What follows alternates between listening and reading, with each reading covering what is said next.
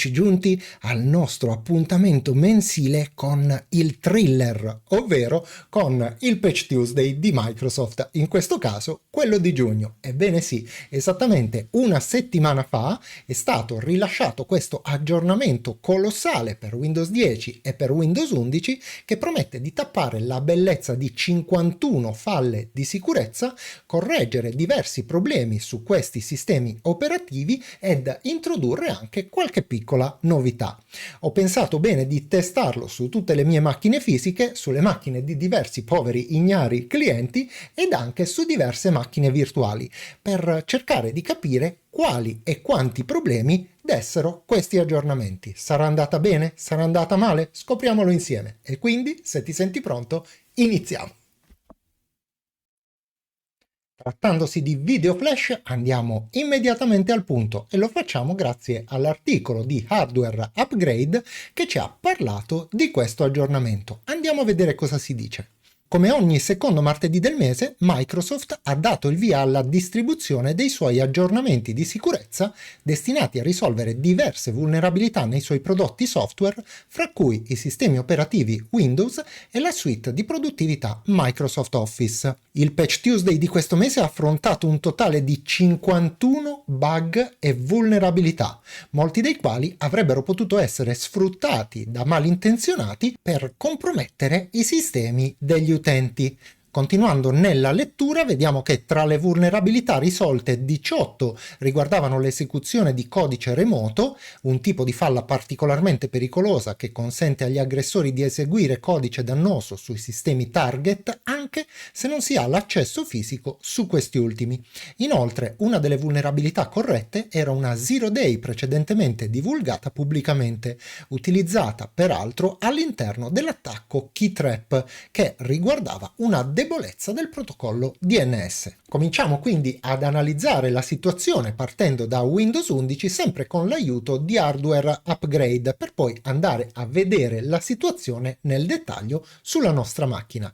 Hardware Upgrade ci dice che in occasione del Patch Tuesday di giugno 2024 Windows 11 ha ricevuto il pacchetto KB 50 39 212 con gli aggiornamenti mensili cumulativi. Tralasciando il resto dell'articolo, vediamo che questo aggiornamento per Windows 11 introduce una serie di miglioramenti e correzioni che mirano a migliorare l'esperienza degli utenti, oltre naturalmente a tutte le patch di sicurezza citate in precedenza. Francamente non ritengo il caso di stare ad analizzare singolarmente queste migliorie perché a me personalmente sembrano di secondo ordine e in ogni caso ti lascerò un link a questo articolo in modo che se vorrai leggerlo integralmente lo potrai fare. Il link lo trovi in descrizione come sempre.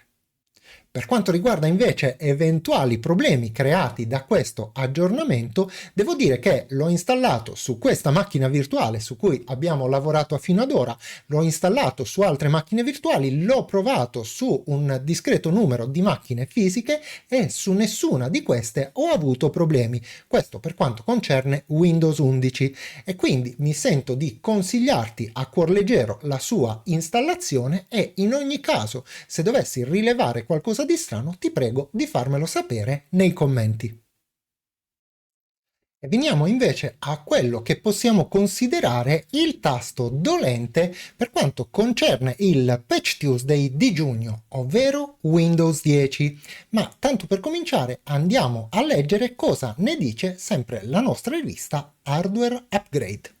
Oltre agli aggiornamenti per Windows 11, in occasione del Patch Tuesday di giugno 2024, Microsoft ha rilasciato l'aggiornamento cumulativo KB 50 39 211 per Windows 10 21H2 e 22H2, introducendo una nuova funzionalità per lo strumento di cattura e ulteriori correzioni e miglioramenti. Questo aggiornamento è di tipo obbligatorio, contiene anche gli aggiornamenti di sicurezza del Patch Tuesday di giugno 2024 e risolve diversi problemi e bug segnalati dagli utenti. E fin qui tutto bene.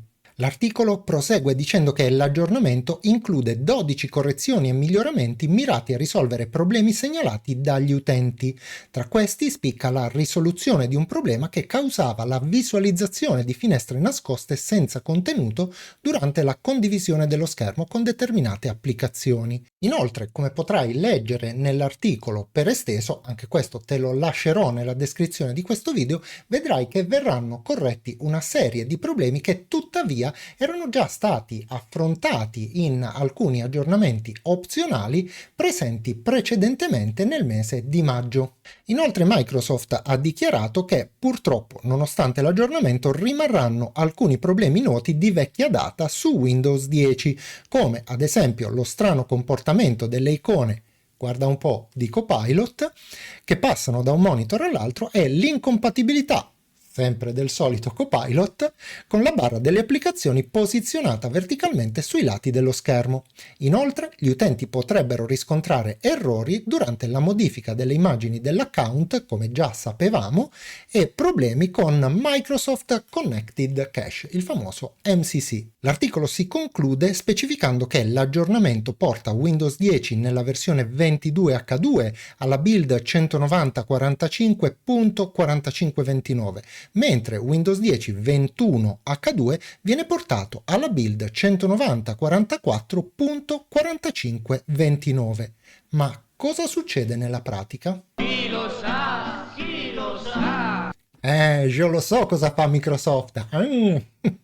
Quello che succede purtroppo con questo aggiornamento su una bassa percentuale di macchine è che non va a buon fine, generando questo messaggio di errore che ti sto mostrando. In realtà l'aggiornamento di per sé non crea problemi, per quello che ho potuto constatare, cioè o si aggiorna correttamente ed effettivamente risolve tutti quanti questi problemi, ma in una bassa percentuale di macchine non va a buon fine e continua ad essere ripetuto continuamente. In questo caso, al momento, non c'è alcuna soluzione se non quella di escludere temporaneamente questo aggiornamento oppure semplicemente sospenderli per una settimana in attesa che Microsoft faccia quello che deve fare. Andiamo bene, proprio bene. Per fortuna, con il video su Windows 11 24H2 abbiamo appena scoperto che Microsoft è diventata decisamente più attenta e reattiva nei confronti dei problemi degli utenti, e quindi confidiamo che con altrettanta celerità si impegni quanto prima a risolvere il problema che si verifica con l'aggiornamento cumulativo di giugno e alcune macchine Windows 10. Ma veniamo a noi, o meglio alla vita del canale, perché ho due annunci rapidissimi da fare. Il primo riguarda il nostro sito della community, perché alcuni utenti hanno lamentato il fatto che quando esce un video che presenta qualche programma, questo non è immediatamente disponibile sul sito. Ho contattato diversi provider, sto cercando di migrarlo al meglio verso lidi più sicuri, e quindi teniamoci in contatto perché a breve verrà risolta anche questa situazione. Passiamo invece al secondo problema, che riguarda il nostro amico algoritmo di YouTube. Bene, che cosa sta succedendo?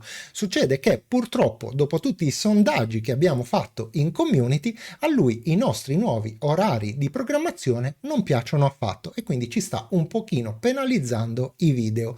Ti preannuncio quindi che ci saranno ulteriori piccoli ritocchi, sempre nel rispetto di tutto quello che abbiamo deciso insieme, ma probabilmente dovremo spostare un pochino gli orari. Staremo a vedere. Ma veniamo ai ringraziamenti del giorno, che quest'oggi vanno a Simone Bertozzi e a Giorgio Brusasco per i loro generosissimi supergrazie con cui hanno voluto partecipare e contribuire alla vita della nostra community. E quindi, cari ragazzi, vi ringrazio infinitamente per il vostro sostegno. E c'è un altro ringraziamento da fare quest'oggi, che è quello destinato proprio a te, che hai guardato questo video, mi hai fatto compagnia nel corso di questi minuti, e detto questo non mi resta come sempre che salutarti e darti appuntamento alla prossima.